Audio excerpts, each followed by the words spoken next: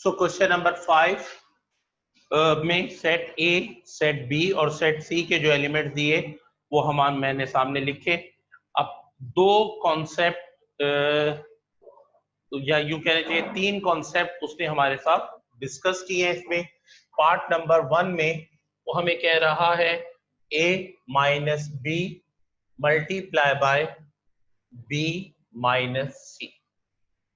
ठीक है बेटा, तो स्टेप बिग ब्रैकेट बनाया, ए के एलिमेंट 1 2 3 और 4 माइनस बी के एलिमेंट 2 4 5 और 6, ब्रैकेट क्लोज किया, मल्टीप्लाई, बिग ब्रैकेट बनाया बेटा, बी के एलिमेंट 2 4 5 और 6 माइनस सी के एलिमेंट 2 3 6 और 8, बिग ब्रैकेट क्लोज। ठीक है बेटा, अब a माइनस बी का मतलब है सेट a के वो एलिमेंट जो सेट b में मौजूद ना हो। सेट a के वो एलिमेंट जो सेट b में मौजूद ना हो, तो 1 सेट b में मौजूद नहीं है, 3 सेट b में मौजूद नहीं है, मल्टीप्लाई बाय b माइनस सी का मतलब क्या हुआ, b के वो एलिमेंट जो c में मौजूद नहीं, b के वो एलिमेंट जो सी में मौजूद नहीं है। तो 4 सी में मौजूद नहीं है और 5 जो है वो सी में मौजूद नहीं। अब इन दोनों को आप मल्टीप्लाई करेंगे, ऑर्डर्ड पेयर बनेगा 1 का 4 के साथ, 1 का 5 के साथ, इस तरह 3 का 4 के साथ और 3 का 5 के साथ। लीजिए आपका क्वेश्चन क्या हो गया, कंप्लीट हो गया। पार्ट 2 इसी तरह है, फर्क ये है कि माइनस के बजाय इंटरसेक्शन का अमल है। ठीक है, थर्ड क्वेश्चन जो है वो डिफरेंट लॉजिक है, उसमें आपको कहा गया है कि a multiply by b intersection b multiply by c। तो बिग ब्रैकेट बनाया बेटा मैंने, a के एलिमेंट मेरे पास 1 2 3 और 4 है, मल्टीप्लाई बाय b के एलिमेंट 2 4 5 और 6 है, ब्रैकेट मैंने क्लोज किया, इंटरसेक्शन बिग ब्रैकेट स्टार्ट किया, एलिमेंट ऑफ b जो है 2 4 5 और 6 है, मल्टीप्लाई बाय c के एलिमेंट 2 3 6 और 8 है, ब्रैकेट को मैंने क्लोज कर। अब पहले दोनों ब्रैकेट्स को जब मैं मल्टीप्लाई करूंगा तो 1 2 के साथ आएगा 1, 4 के साथ आएगा 1, 5 के साथ आएगा 1, 6 के साथ आएगा 2, 2 के साथ आएगा 2, 4 के साथ आएगा 2, 5 के साथ आएगा और 2 6 के साथ आएगा।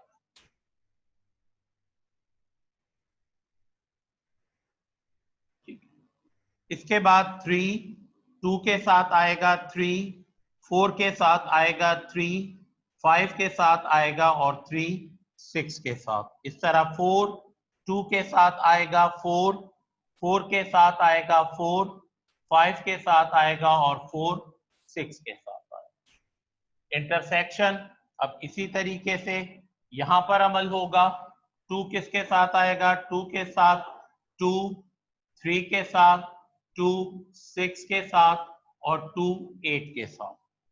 इस तरह 4 2 के साथ, 4 3 के साथ, 4 6 के साथ और 4 8 के साथ।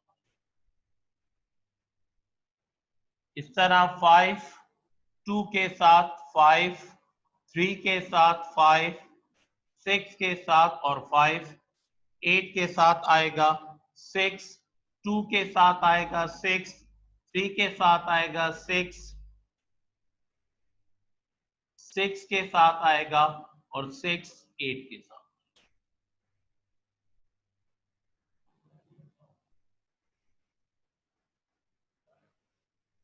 ठीक है, अब आपने इन दोनों में जो एक जैसे हैं उन्हें अलहदा करना है।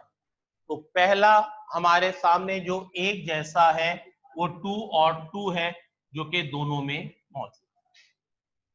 इसके बाद जो दोनों में सिमिलर है वो 2 6 है। देखिए 2 6 दोनों में मौजूद, ठीक है। इसके बाद जो सेम हमारे सामने आ रहा है वो है 4 2, 4 2 जो है वो सेम आ रहा है, ठीक है। और इसके बाद जो सेम आ रहा है वो है 4 और 6 जो कि इनमें सेम, ठीक है। तो सेम आपने सेपरेट कर लिए, तो ये पार्ट 3 का आपका क्या हो गया आंसर। तो इस तरह क्वेश्चन नंबर 5 का पार्ट 1 और पार्ट 3 मैंने किया। पार्ट 4 सिमिलर इसी तरह है, उसमें माइनस का अमल है, ठीक है। पार्ट 5 पार्ट 1 जैसा है, ठीक है, सिमेट्रिक और इंटरसेक्शन का अमल है।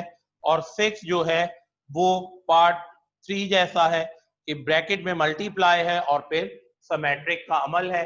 सिमेट्रिक वगैरह ये तमाम चीजें मैं चूंकि आपके साथ शेयर कर चुका हूं, तो इसलिए बेटा आप खुद से इन्हें सॉल्व कर सकते हो।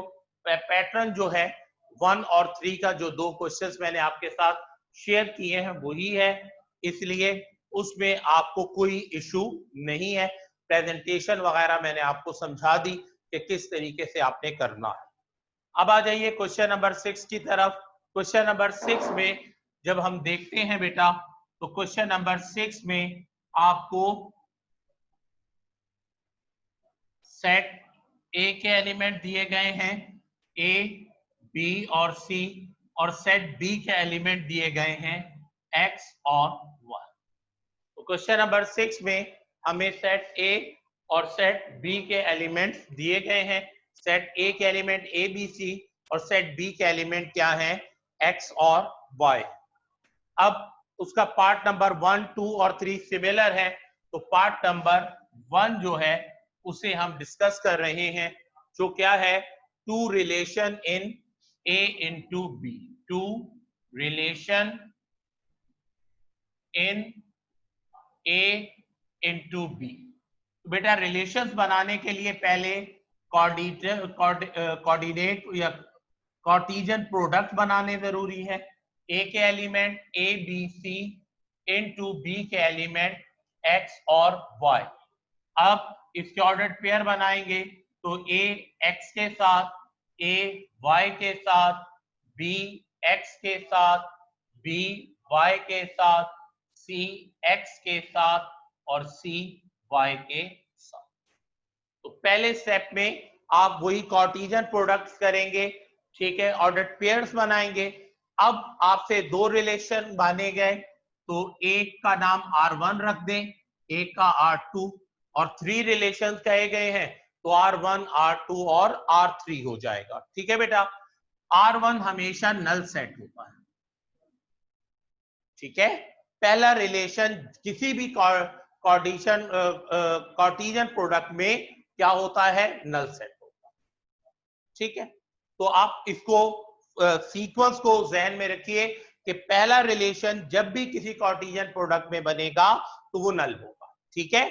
उसके बाद R2, तो आपके पास जो भी ऑर्डर्ड पेयर्स हैं उनमें से कोई भी एक ऑर्डर्ड पेयर आप ले सकते हैं और उसे सेट की फॉर्म में लिख दें, तो वो आपका सेकंड रिलेशन बन जाएगा। सो मैंने सीक्वेंस का का ख्याल करते हुए जो पहला ऑर्डर्ड पेयर था उसे मैंने लिया और उसे सेट फॉर्म में लिख दिया, तो वो मेरा सेकंड क्या बन गया, रिलेशन बन गया।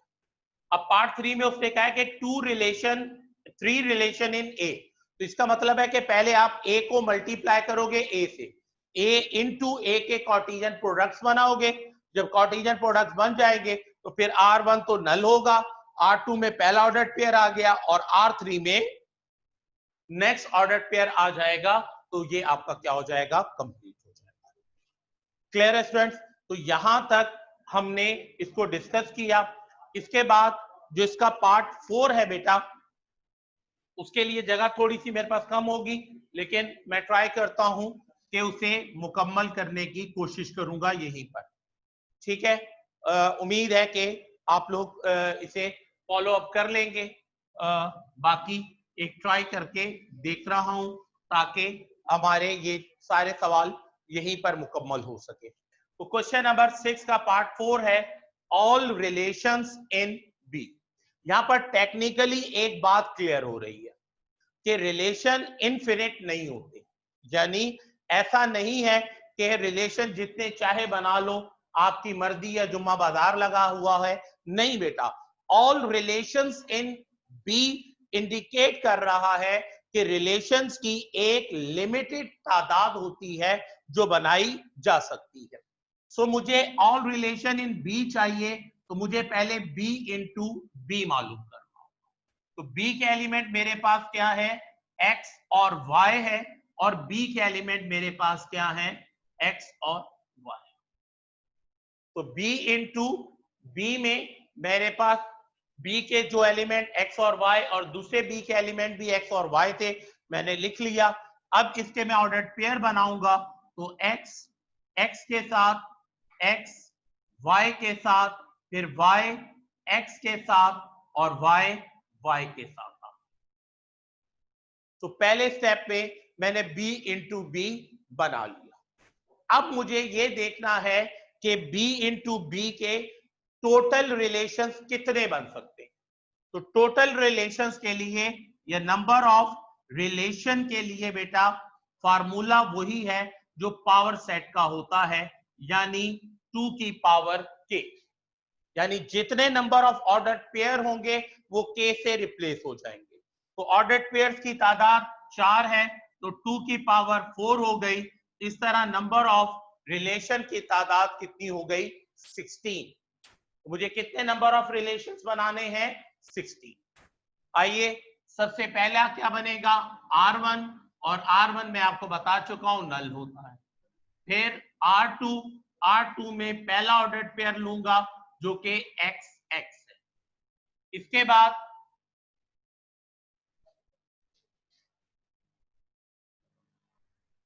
ठीक है, इसके बाद R3, तो R3 में सेकंड जो ऑर्डर्ड पेयर है XY लूंगा। इसके बाद R4 है, तो थर्ड ऑर्डर्ड पेयर YX लूंगा, और फिर R5 है, तो इसमें मैं Y और Y लूंगा। जिस तरह पावर सेट बनाते हुए 1 एलिमेंट का एक आप सेट बनाते थे, बिल्कुल इसी तरह ऑर्डर रिलेशंस में भी आप उसी तरह हर ऑर्डर्ड पेयर को एक सेट की फॉर्म देते चले जाओगे। तो R1, R2, R3, R4 और R5 हो गया। अब हमारी बारी किसकी आ गई, अब हमारी बारी आ गई किसकी, R6 की। तो R6 कैसे बनेगा बेटा, आप पहले ऑर्डर्ड पेयर पर फिंगर रख लें XX, तो X के साथ X और Y आ जाएगा। R7 में आप X के साथ Y और X ले लेंगे। इसके बाद R8 में आप X के साथ Y ले लेंगे। R5, R6, R7 और R8। तो हमने क्या किया बेटा, पहले नल सेट बनाया रिलेशंस का, फिर हर ऑर्डर्ड पेयर का एक रिलेशन बनाया। उसके बाद हमने फर्स्ट ऑर्डर्ड पेयर के साथ जो सेकंड और थर्ड और फोर्थ ऑर्डर्ड पेयर थे उनको कंबाइन करके रिलेशंस बनाए। R8 के बाद अब बारी किसकी आ गई, R9 की। तो R9 में बेटा अब हम सेकंड ऑर्डर्ड पेयर को लेंगे और उसके साथ हमने थर्ड को बनाया, ठीक है। R10 में हमने सेकंड के साथ फोर्थ को बना, यानी जो मैंने आपको पावर सेट में समझाया था कि पहले पर फिंगर रखी और उसके बाद जितने ऑर्डर्ड पेयर हैं उनको लिया, फिर सेकंड पर फिंगर रखी, उसके बाद जो ऑर्डर्ड पेयर हैं उनको लिया, और अब थर्ड पर फिंगर रखूंगा और उसके बाद जो ऑर्डर्ड पेयर हैं वो लूंगा। तो ये आपका R11 बन जाएगा, YX के साथ Y। ठीक है स्टूडेंट, R1 क्या हुआ, नल। R2, R3, R4 और R5 में एक एक ऑर्डर्ड पेयर को सेट की फॉर्म दे दी। उसके बाद R7, R8 और R9 में एक्स एक्स यानी पहले ऑर्डर पेयर को दूसरे के साथ, फिर पहले को तीसरे के साथ और फिर पहले को चौथे के साथ। उसके बाद फिर बेटा दूसरे को तीसरे के साथ और दूसरे को चौथे के साथ 9 और 10 बन गए, और 11 में मैंने क्या किया, तीसरे और चौथे को आपस में कंबाइन करके ऑर्डर रिलेशन बना दिया। तो 11 रिलेशंस मैंने कंप्लीट कर लिए। अब मेरे रिमेनिंग 5 रिलेशंस रह गए। तो R12 में क्या करूंगा स्टूडेंट, आपके पास टोटल ऑर्डर्ड पेयर्स की तादाद 4 है, और मैं R12, 13, 14 और 15 में 3-3 ऑर्डर्ड पेयर्स लूंगा। तरीकाकार क्या होगा, पहली मर्तबा यानी R13 में, सॉरी R12 में मैं फोर्थ ऑर्डर्ड पेयर को छोड़ दूंगा। तो फोर्थ ऑर्डर्ड पेयर छोड़ दूं तो XX, XY और YX लीजिए मेरा ऑर्डर्ड पेयर, ऑर्डर रिलेशन तैयार हो। अब R13 के लिए पहली मर्तबा मैंने फोर्थ को छोड़ा, तो अब मैं थर्ड को छोड़ूंगा, XX, XY और YY को मिलाकर मेरा रिलेशन कंप्लीट हो जाएगा। इसके बाद R14 की बारी आई, अब मैं सेकंड को छोड़ दूंगा, तो XX आएगा, YX आएगा और YY आ जाएगा। ठीक है, इसके बाद R15 की बारी आ गई, तो R15 में मैं पहला छोड़ दूंगा, तो XY आ जाएगा, YX आ जाएगा और YY आ।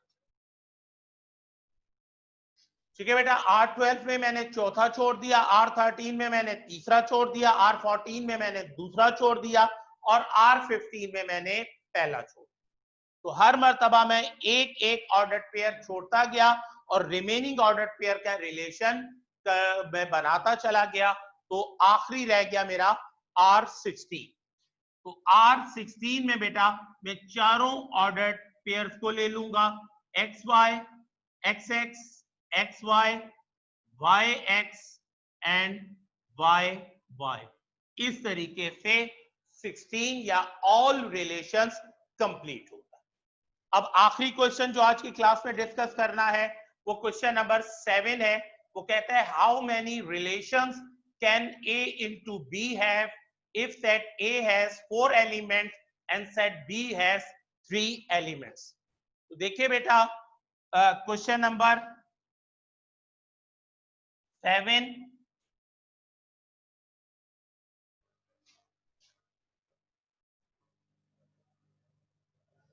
क्वेश्चन नंबर 7, पहले मुझे A into B मालूम करना है। A के एलिमेंट्स की तादाद 4 है और B के एलिमेंट्स की तादाद 3 है। इस तरह टोटल ऑर्डर्ड पेयर्स की तादाद कितनी हो गई, 12। पहले के ऑर्डर्ड पेयर्स की तादाद 4 है, ठीक है, A के और B के एलिमेंट्स की तादाद 3 है। मैंने A into B मालूम किया, 4 और 3 को आपस में मल्टीप्लाई किया, तो 4 3 क्या हो गए 12। तो एलिमेंट्स की टोटल तादाद कितनी हो गई, 12 हो गई। अब किसकी बारी आएगी, नंबर ऑफ रिलेशंस की। तो नंबर ऑफ रिलेशंस मालूम करने जाऊंगा, तो फार्मूला क्या है, 2 की पावर k, कितने एलिमेंट हो गए 12, 2 को 12 टाइम मल्टीप्लाई करोगे तो आपका आंसर आएगा 4096। 2 की पावर 12 का मतलब ये है बेटा कि 2 को 12 टाइम मल्टीप्लाई करोगे तो कितने बनेंगे 4096। तो यूं बेटा हमारा आज की क्लास में क्वेश्चन नंबर 4, 5, 6 और 7